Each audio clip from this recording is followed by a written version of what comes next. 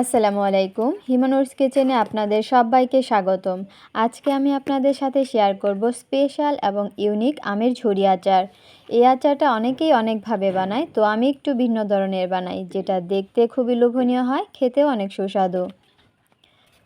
এই আচারটা বানাতে হলে আমার পেজের সাথেই থেকে পুরো ভিডিওটা দেখবেন।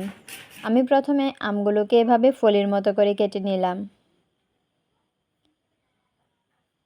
তারপর এখানে পরিমাণ মতো হলুদ গুঁড়ো, পেঁয়াজ কুচি, পরিমাণ মতো চিনি আর লবণ দিয়ে ভালো করে মাখিয়ে নিব।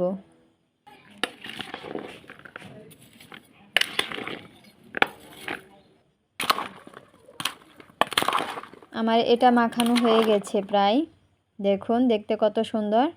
আর বাকি অর্ধেক ফলিতে আমি পেঁয়াজ দেইনি, শুধু হলুদ আর চিনি আর লবণ দিয়ে মাখিয়ে নিব। দুটো আমি দুভাবে করব। আমার পুরোটা মাখানো হয়ে গেছে, দেখতে এত সুন্দর লাগতেছে, মনে হচ্ছে কাঁচাই খেয়ে ফেলি।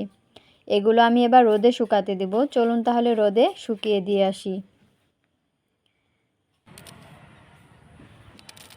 এই আমের ঝুরি আচারটা বছর জুড়ে সংরক্ষণ করে খেতে পারবেন, কোনো রকম ভিনেগার বা সিরকা ব্যবহার করা ছাড়াই। পুরো ভিডিও দিতে গেলে ভিডিওটা অনেক লং হয়ে যায়, তাই বাকি অর্ধেকটা আমি অন্য ভিডিওতে দেব। আজকের জন্য এ পর্যন্ত। আল্লাহ হাফেজ।